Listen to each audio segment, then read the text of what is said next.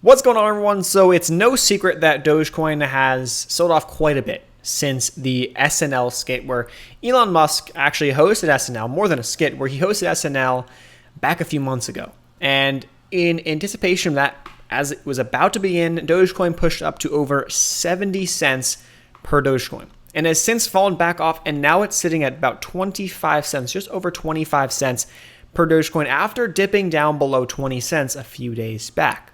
So, one would think that a lot of the diamond hands, a lot of the hodlers back a few months ago probably aren't hodling anymore, or at least many of them. However, that's not the case for one guy. So in this video, we're going to be talking about this one Dogecoin millionaire who has actually dropped below millionaire status and have come back, but how he's lost now actually unrealized gains, how he's seen his account fluctuate millions of dollars the past couple of months through the volatility of Dogecoin. Now, with those diamond handlers, those so-called hodlers, with many of them potentially selling and not being able to hold through the volatility, we have someone who definitely is sticking to his word. And that's this guy. Pro the Doge is what he goes by. Actually, you can see him over here on Instagram as well. We want to point out that he actually became a Dogecoin millionaire.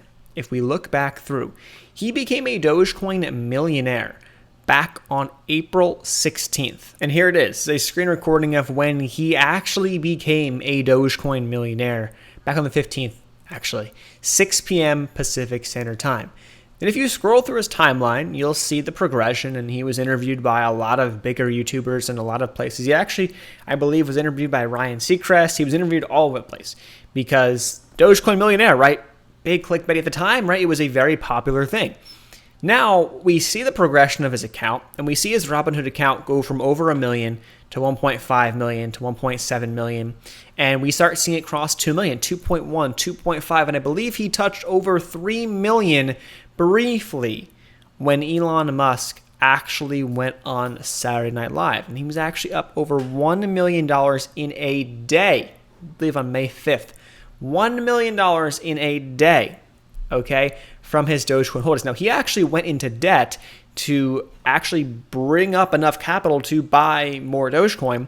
And in the process, right, it paid off massively. So what I think is crazy to talk about is that even now, as Dogecoin has pulled back, well, we can see that he has now, his account has dropped off significantly, okay?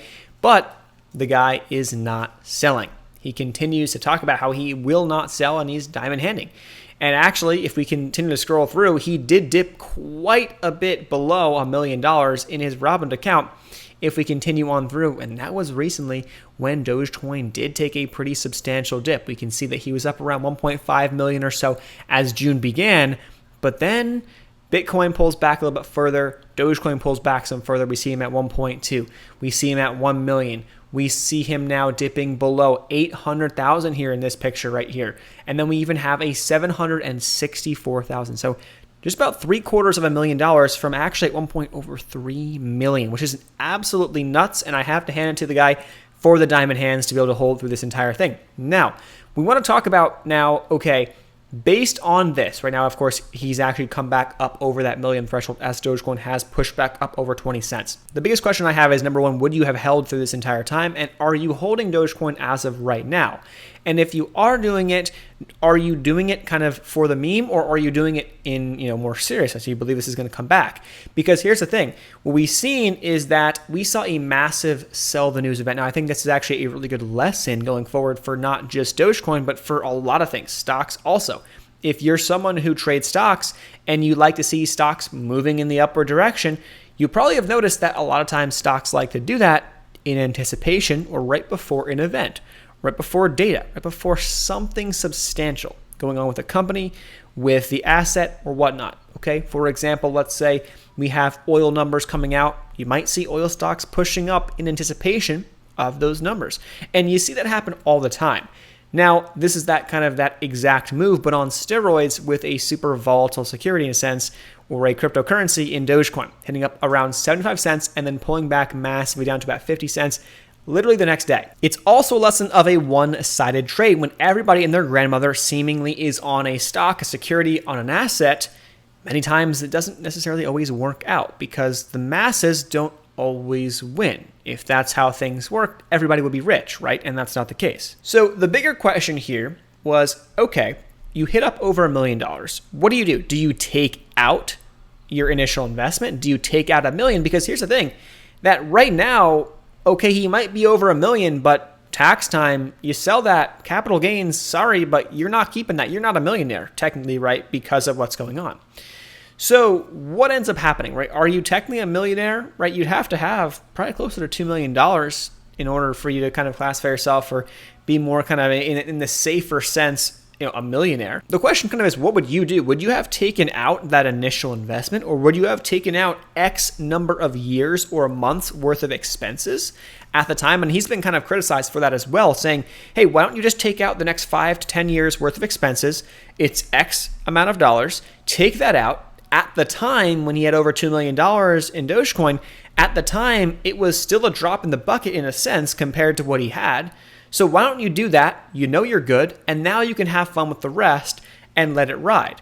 And that's kind of the way that I personally would go about it. But again, that's just my opinion, and hindsight's always 20/20, because when you're in a stock or a security or a crypto, you always want more. You want more, you want more, right? And when's enough enough? So that's the ultimate question. So I have that for you guys, and leave it in the comment section down below. Hit that thumbs up button while you're down there for the algorithm.